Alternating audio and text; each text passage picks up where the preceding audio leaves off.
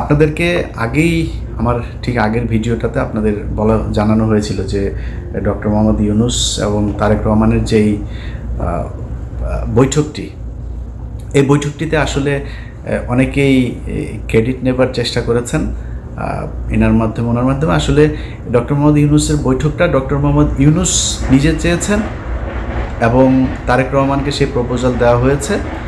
যথাযথ মাধ্যমে প্রপোজাল দেওয়ার পরে তারেক রহমান সেটাতে সম্মতি জানিয়েছেন, যে কারণে এই বৈঠকটা হয়েছে। এখানে কেউ তারেক রহমান বৈঠক করতে চান নাই, ডক্টর মোহাম্মদ ইউনূস প্রপোজাল দিতে চান নাই, আরেকজন এটা করে দিয়েছেন, এরকম বিশেষ করে দুইজনের নাম না বললেই না, ডক্টর আসিফ নজরুল এবং জনাব মনির হায়দার। তো এনাদের চরিত্র সে আগে থেকেই, আপনাদের একটা বিষয় জানায় রাখি যে এরা হচ্ছে দ্বিমুখী সাপ। আপনি মনির হায়দারের কথা যদি বলি, মনির হায়দারকে জিজ্ঞেস করেন, আমাদের যখন পাসপোর্ট নেওয়ার জন্য এই অফিসে ঢুকতে দেয় না, তখন মনির হায়দার এই করোনার মধ্যেও মনির হায়দার 2020 সাল থেকে 2024 সালের মধ্যে টোটাল 3বার, আমার জানা মতে টোটাল 3বার তিনি বাংলাদেশে গিয়েছেন। এর মধ্যে একবারের বিষয়টা আমি জানার পরে আমি আর কনক ভাই ওনার সাথে দেখা হলো, তো জিজ্ঞেস করলাম যে ভাই দেশে গিয়েছিলেন শুনলাম, বসে তো আমরা বললাম যে আপনি গেলেন কিভাবে, সমস্যা হয় নাই কোনো? সে আমাদেরকে জবাব দিল যে তিনি নাকি মাস্ক পরেছিলেন, তো মাস্ক পরে থাকার কারণে তাকে এয়ারপোর্টে চিনতে পারে নাই। তো আমরা মানে বুঝে নিলাম আর কি যে এয়ারপোর্টে মাস্ক পরে তারপরে পালায় যাওয়া যায়। আরে ভাই, যখন জেএফকে থেকে আপনি যখন গাড়িতে উঠবেন, প্লেনে উঠবেন, তখন এই প্যাসেঞ্জারের পুরো লিস্ট ঢাকা বিমানবন্দরে পৌঁছে যায়। তারা তো তখন দেখে কে কে আসছে। আমি ইলিয়াস যদি যাই, আমি কনক স্যার যদি যাই, তো সাথে সাথে লোকজন নিয়ে হাজিরায় ধরার জন্য আসো, DGFI, NSI, SB, DB, CID, police যা আছে সব এসে হাজির হয়ে যাবে ধরার জন্য। উনি মাস্ক পরে চলে গিয়েছেন। তো মনির হায়দার একজন ডিজিএফআইয়ের খুবই প্রশিক্ষণপ্রাপ্ত এবং খুব সুদীর্ঘকালীন ধরে তিনি ডিজিএফআইয়ের সোর্স হিসাবে কাজ করেন। তো ধরেন আমার দেশের গোয়েন্দা সংস্থা, আমরা ডিজিএফআই মানি একটা নেগেটিভ একটা ন্যারেটিভ আমাদের চোখের সামনে ভাসে। এর কারণ হচ্ছে তারা দেশের বিরুদ্ধে কাজ করে। তাদের কাজ হলো ভারতীয় গোয়েন্দা সংস্থা ভারতের কোনো আমাদের দেশে করে কিনা, তারা ভারতের বিরুদ্ধে কে কাজ করে তাদেরকে ধরে নিয়ে তারা গুম করে। এটা হচ্ছে আমাদের ডিজিএফআই এই কাজ করে, যে কারণে জিনিসটাই নেগেটিভ।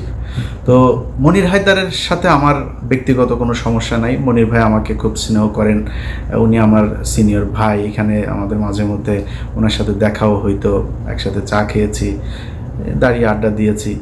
কিন্তু ওনার প্রতি আমার ক্ষোভটা সেদিন থেকে শুরু হইল, এখানকার কর্নেল যে মুস্তাফিজ সাহেব আছেন, উনি একদিন এক ভিডিওতে বিষয়টা বললেন যে মনির হায়দার আমাকে এবং কনক সারোয়ার দুইজনকে সরকারের বিরুদ্ধে যেন আমরা কথা না বলি, অর্থাৎ আওয়ামী লীগ সরকারের সময়, এই জন্য ওনাকে দায়িত্ব দিয়েছে ডিজিএফআই।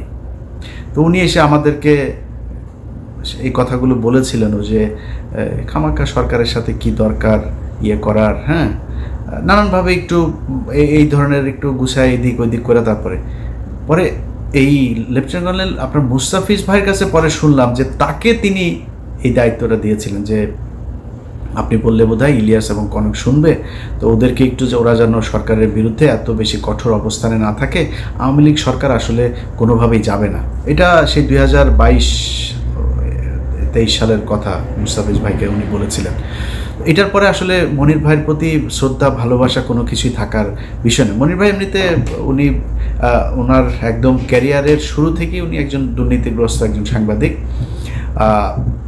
ওনার এগুলি নিয়ে কথা বলতে চাই নাই, কিন্তু এখন যেহেতু এই অবস্থা সেই কারণে বললাম। ওনারা একটা ক্রেডিট নেওয়ার চেষ্টা করছেন, আবার ফের বিএনপির ভেতরে যে তারেক রহমান আমি তো আপনার জন্য অনেক কিছু করছি, এরকম বুঝায় এদের সাথে একটা খাতির জমানোর চেষ্টা করছেন।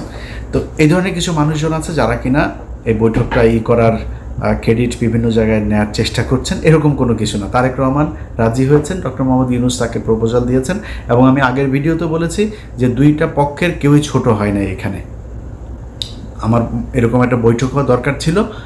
বৈঠকের ছোটোখাটো কিছু বিষয় আপনাদেরকে জানাবো, তার আগে মূল জিনিসটা আপনাদেরকে জানিয়ে দেই। সেটা হচ্ছে এই বৈঠকটা অত্যন্ত ফলপ্রসূ, এবং আমরা এতদিন ধরে আসলে যা চাচ্ছিলাম সেইটাই এই বৈঠকের মধ্য দিয়ে ঘটেছে।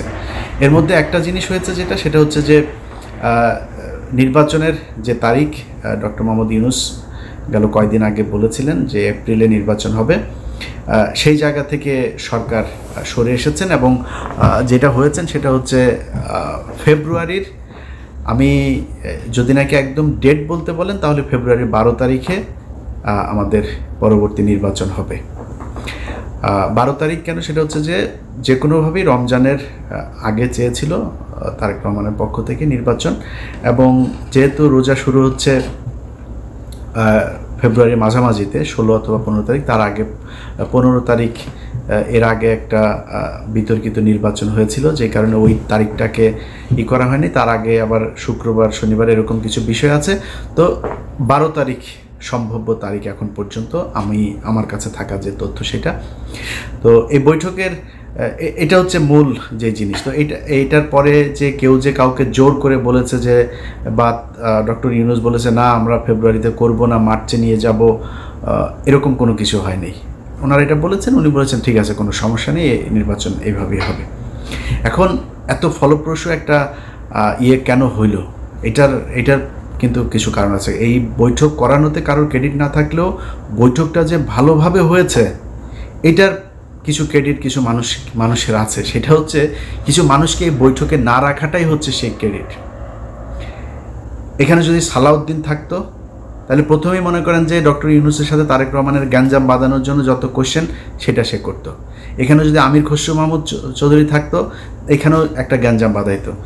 গণমাধ্যমে এসছে, এখানে ছিলেন আপনার আমির খসরু মাহমুদ চৌধুরী, তারপরে জনাব খলিলুর রহমান, এরপরে হচ্ছে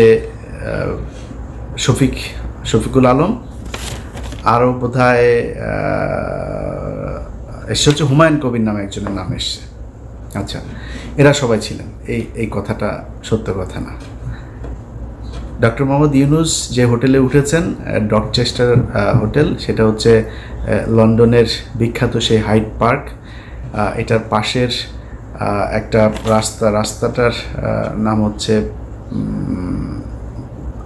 পার্ক লেনের উপরে সেই হোটেলটা।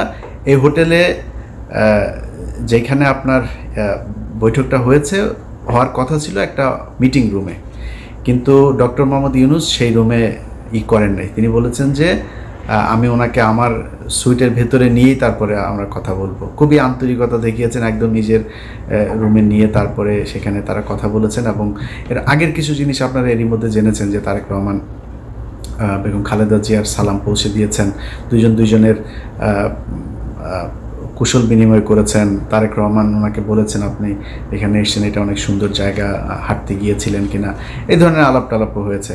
এরপরে ওইখানে যেই সুটটাতে বসে আপনার বৈঠকটা হয়, সেখানে প্রথমে এই যে 4 জনের নাম বললাম আমি, শফিকুল আলম, খলিলুর রহমান, আমির খসরু মাহমুদ চৌধুরী এবং হুমায়ুন কবির, ওনারা ছিলেন ওইটাতে।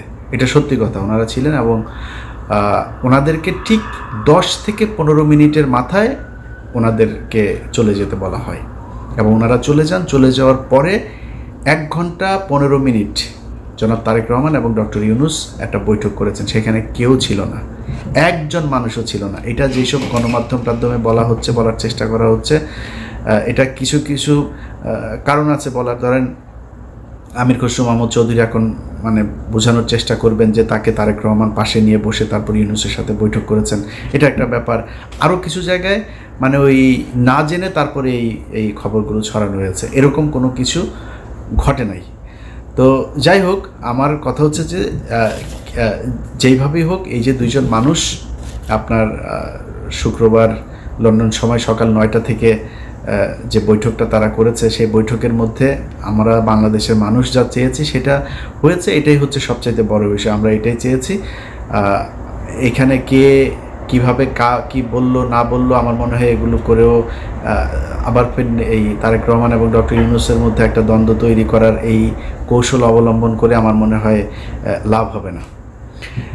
অতএব আমরা বিএনপি এবং ডক্টর মোহাম্মদ ইউনূসের দুইজনের মধ্যবর্তী একটা জায়গায় নির্বাচনের জন্য দেশবাসী প্রস্তুতি নেই। যারা নির্বাচন করবেন তারা প্রস্তুতি নেই। আমরা যারা ভোটার আছি আশা করি ইনশাল্লাহ এবারের ভোট নিজে উপস্থিত থেকে ভোট কেন্দ্রে গিয়ে তারপরে জীবনের প্রথম ভোট দেওয়ার সুযোগ পাচ্ছি। আমি আমার এর আগে যেই নির্বাচন, আমি 2002 সালের এসএসসি পরীক্ষার্থী, 2004 সালের এইচএসসি পরীক্ষার্থী।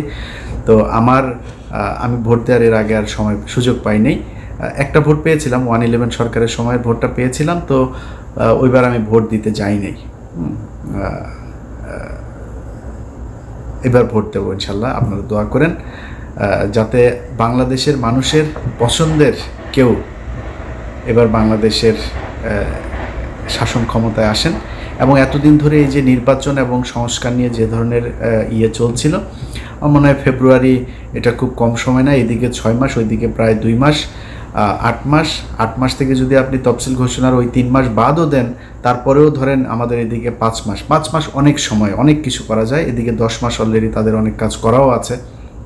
সো এই যে 10 মাস আর 5 মাস 15 মাসের মধ্যে যে কাজগুলো প্রয়োজন, এবং আমি এখনও আমার খুবই এটা মানে চাওয়া থাকবে বর্তমান সরকারের কাছে যে নির্বাচনটা কিভাবে হবে, 5 বছর পর পরের সরকার কিভাবে আবার ক্ষমতা হস্তান্তর করবে, কাদের কাছে করবে, সেটা কি দলীয় সরকার থাকবে নাকি আগের মতো তত্ত্বাবধায়ক সরকার আসবে, তত্ত্বাবধায়ক বা এরকম আলাদা কোনো সরকার ব্যবস্থা হইলে সেটা কি ব্যবস্থা হবে, এরকম একটা একদম সুনির্দিষ্ট সবার সম্মতিতে, সবার ঐক্যমত্যের ভিত্তিতে একটা নিয়ম যেন করে নিয়ে যায়। আমি অনেক মানুষই নির্বাচনের কথা বললো গালাগালি করে, আবার সংস্কারের কথা বললো কিছু মানুষ গালাগালি করে। ভাই, আমি মাঝামাঝি আছি। আমি চাই একটা সংস্কার হোক এই জায়গায়, তবে নির্বাচনটা ফেব্রুয়ারিতে হোক, সেটাও আমি চাই। অতএব এই দুইটা মিলিয়ে একটা ভালো পরিস্থিতি তৈরি হবে। বাংলাদেশের ইতিহাসের সবচাইতে সুন্দর গ্রহণযোগ্য একটা নির্বাচন হবে, এবং বাংলাদেশের ইতিহাসের সবচাইতে সুন্দর একটা রাষ্ট্র পরিচালনার জন্য সুন্দর একজন মানুষকে আমরা এবার এই 2026 সালের নির্বাচনে পাবো। এটাই বিশ্বাস করি, ভরসা রাখি। আল্লাহ যেন আমাদের সবার এই ইচ্ছা পূরণ করেন।